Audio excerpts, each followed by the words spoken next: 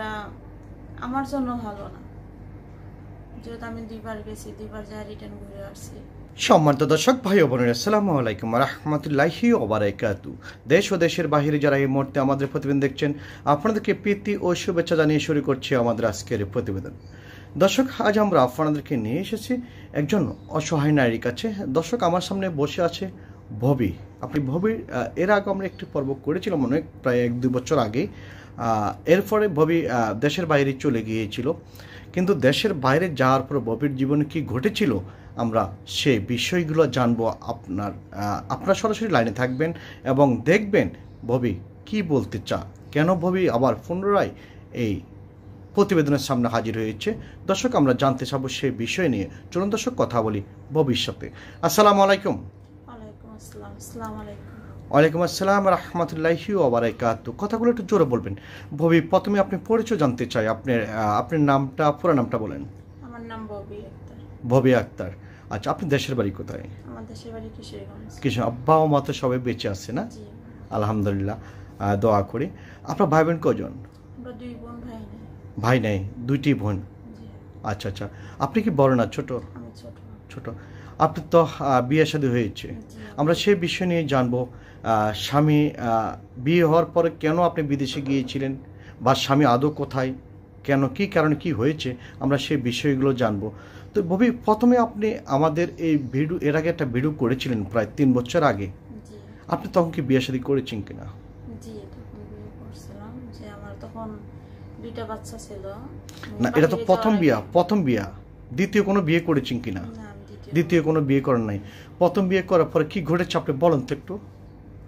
হ্যাঁ, আমার জামাইটা এত একটা ভালো ছিল না, আমি সম্পর্ক করে বিয়ে করছিলাম। তো 2টা বাচ্চা হওয়ার পরে সে চলে গেছে, চলে যায় একটা বিয়ে করছে।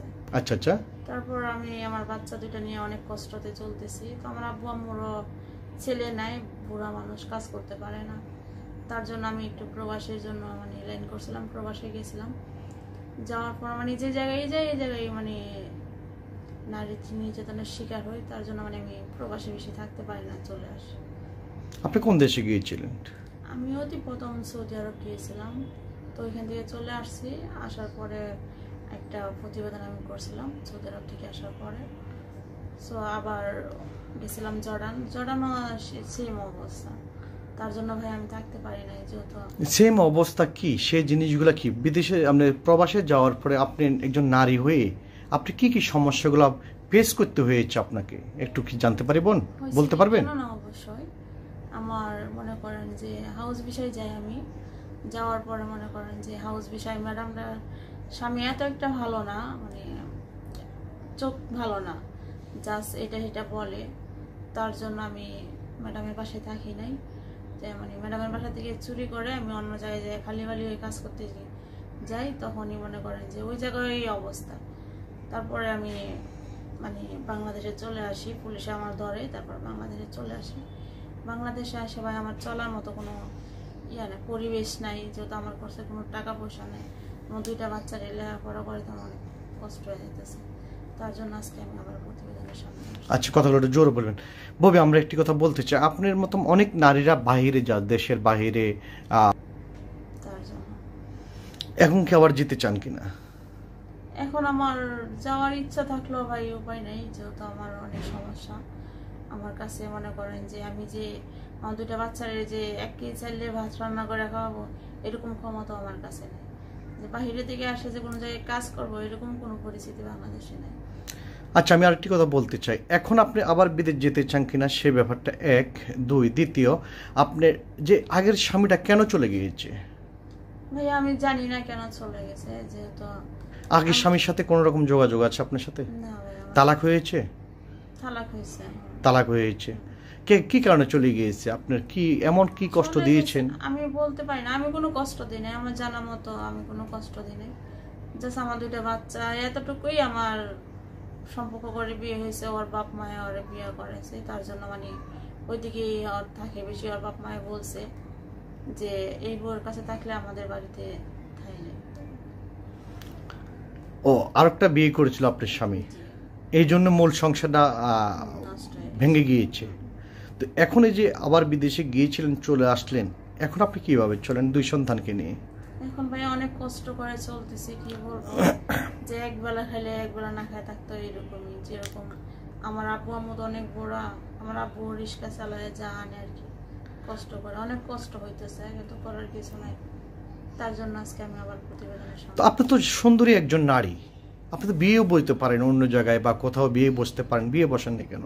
ভাই আমার 2টা বাচ্চা আছে, বাচ্চা নিয়ে তো কেউ বিয়ে করতে চাবে না। এখন কি ভবিষ্যতে বিয়ে করবেন কিনা? দেখি যদি ভালো হয়, আমার বাচ্চা 2টা না, দেখি যদি ভালো হয় সেটা একটা শব্দ, আর আরেকটা শব্দ হলো কিন্তু আমরা এই কথাটা বলার পিছনে একটি কারণ, অনেক মেয়ে আমরা কিন্তু অনেক হিসাব করি, এখন প্রতিবেদন করি, প্রতিবেদন বিশেষ করে অসহায় পরিবারের প্রতিবেদন করার জন্য অনেক চিন্তাধারা করি, করবো কি করবো না। আমরা কিন্তু আগে ব্যাপক প্রতিবেদন ছেড়েছি, এখন আর ভালো লাগে না এগুলা, কারণ এই অভিযোগ শুনতে শুনতে এখন বিরক্ত লাগে, হ্যাঁ, নিজের থেকে খারাপ লাগে। তো এখন আমার কথা হলো, আপনি বিয়ে করলে একটা শব্দ, আবার বিয়ের নামে যদি আপনি বিয়ের কথা বলবেন, এখন আবার পরে করবেন এই ছেলে এই মন, এই ছেলে সেমন, বিভিন্ন মানে অভিযোগ জানাই, তার কাছ থেকে সরে আসার চেষ্টা করবেন, সেটা তো খারাপ কথা বোন। আপনার এই জীবনটা এইভাবে কতদিন চালাবেন? ঠিক আছে না ভাইয়া, যদি আমি ভালো কোনো ছেলে পাই, যে সে বিয়ে করছে, বউ মারা গেছে বা বউ চলে গেছে, তাহলে আমি বিয়ে বসবো, যে আমার 2টা বাচ্চা নিয়ে যদি নিই।